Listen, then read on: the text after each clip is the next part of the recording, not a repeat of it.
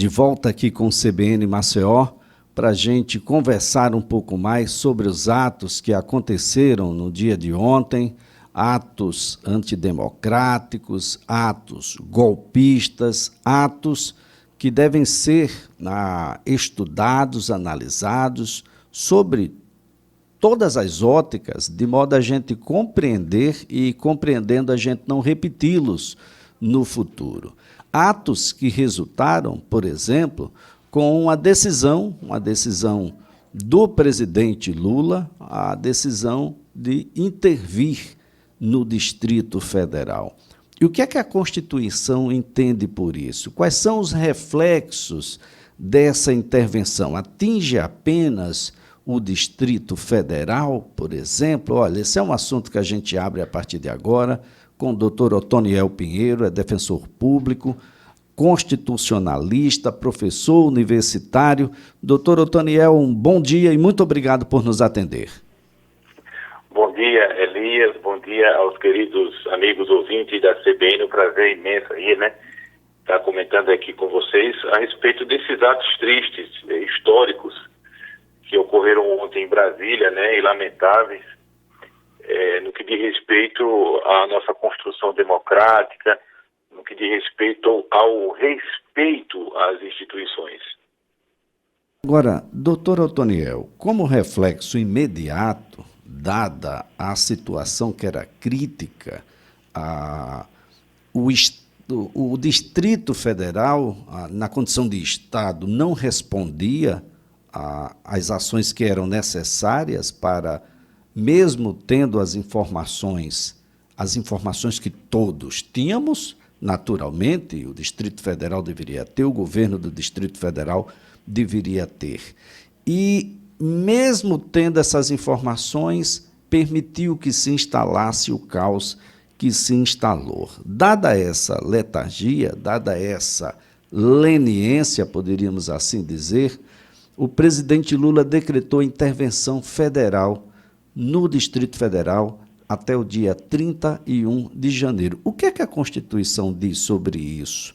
Quais são os elementos fundamentais que a gente deve depreender dessa intervenção, doutor? Pois bem, Elias, olha, nós vivemos em um Estado federal onde somos formados por estados federados, que são os estados da federação. Esses estados federados, eles possuem autonomia de ter um governador próprio, de ter um poder legislativo próprio e um poder judiciário próprio. Eles não possuem a soberania que é característica da República Federativa do Brasil. A soberania é uma característica que dá a independência para um Estado federal, no caso a República, dá essa independência. E os Estados-membros, eles, como fazem parte desse Estado federal como um todo, eles devem obediência à Constituição Federal. Como essa obediência à Constituição Federal prescreve que os Estados da Federação devem obedecer os requisitos, garantir a ordem pública, garantir a paz social, garantir o respeito aos Estados democráticos, pode acontecer que o artigo 34 da Constituição Federal autoriza a intervenção do Estado Federal, no caso a República Federativa, em um dos Estados Federados, em algum dos Estados Federados, que não cumprirem com a garantia da lei e da ordem, que não cumprirem com a paz social, que forem omissos no que diz respeito ao combate à agressão às instituições, que foi isso que ocorreu ontem lá em Brasília. Houve o quê? Uma clara omissão das forças de segurança pública do Distrito Federal, a quem competia, no caso, dar a garantia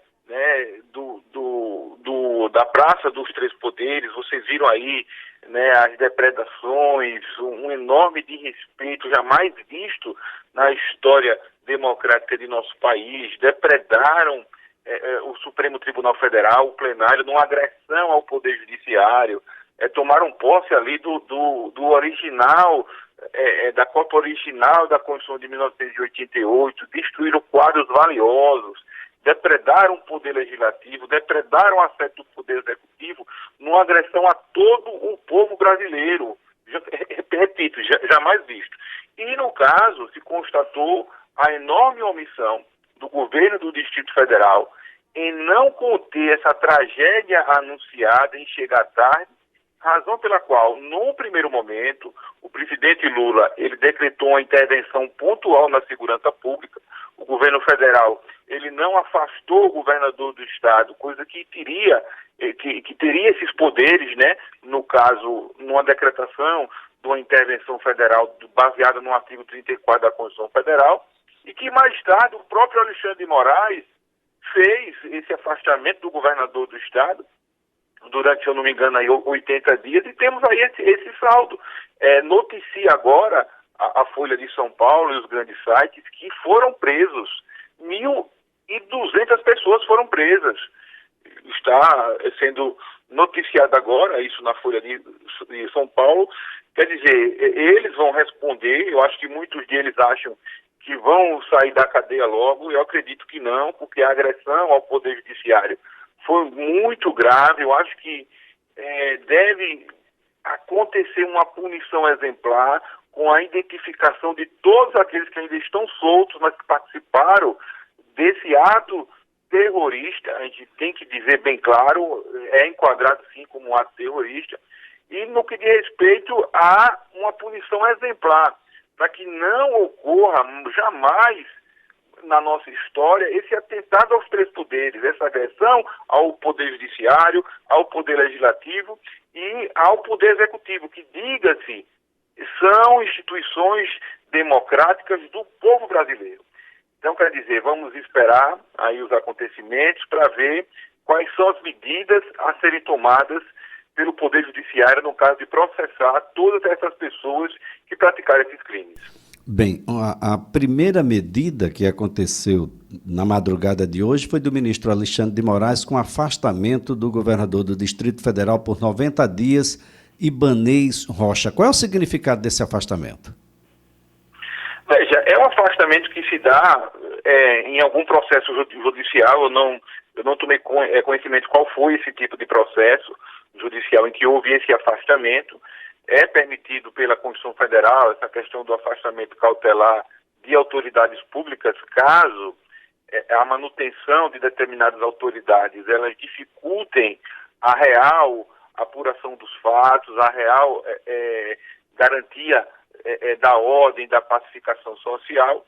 E, se eu não me engano, pelo que eu vi na imprensa, eu não li a decisão judicial do afastamento, né? Pelo que eu vi na imprensa, o afastamento, se eu não me engano, dá um prazo aí de 90 dias, se eu estiver enganado aí me corrijam, e também o desmonte dos acampamentos golpistas em frente aos quartéis. Os acampamentos aí que pedem a intervenção militar, uma coisa absurdamente inconstitucional, uma coisa absurdamente atentatória à democracia brasileira, bem como esses acampamentos, eles são células que causaram esses atos de terrorismo lá em Brasília. E com isso foi correta a decisão do ministro Alexandre de Moraes de mandar desfazer esses acampamentos golpistas, desfazer esses atos contra a democracia, além de outras medidas, como a apreensão dos ônibus que foram para Brasília, são mais de 100 ônibus, e também esse afastamento cautelar do governador do estado para que haja uma investigação mais cautelosa para ver se houve uma omissão ou até mesmo uma ação por parte de integrantes do Poder Executivo do Distrito Federal para dar guarida a esse tipo de situação. Bem, doutor, o que é que deve acontecer a partir de agora? Nós vamos ter aí a vice assumindo o Distrito Federal. Exatamente. Há um interventor na área de segurança, isso significa dizer que a vice, pelo menos até o dia 31, que é o dia final da intervenção até o momento, ela não terá poderes de decidir sobre como a área de segurança deve ser conduzida, é isso? Exatamente. A intervenção foi pontual, decretada pelo chefe do Poder Executivo Federal. A intervenção foi pontual na área de segurança pública. E quando há o afastamento cautelar através de um procedimento judicial, quem assume é a vice-governadora do estado, a quem cabe tocar a máquina pública, com exceção da segurança pública, quem foi pontualmente decretada essa intervenção para que o interventor conduza os rumos da segurança pública, a Polícia Civil, a Polícia Militar do Distrito Federal, inclusive no que diz respeito a identificar integrantes da segurança pública que não só patrocinaram ou até mesmo que foram omissos. Então, responsabilizar todos aqueles que foram os atores, sejam através de ações ou omissões, no que diz respeito a enquadrá-los na legislação e assim responde em respeito ao Estado Democrático de Direito. Agora, doutor Otoniel, as pessoas estão confundindo os aspectos de liberdades constantes da nossa Carta Federal, da Constituição Federal de 1988, que permite, sim, que todos, absolutamente todos, possam se manifestar, possam criticar, possam apresentar de forma pública o seu pensamento. Mas tem gente confundido, isso tem, assim como tudo na vida, limites, e a gente está confundindo isso tudo, doutor? É claro, a Constituição, em seu artigo 5º, preceitua que é livre a manifestação do pensamento, né?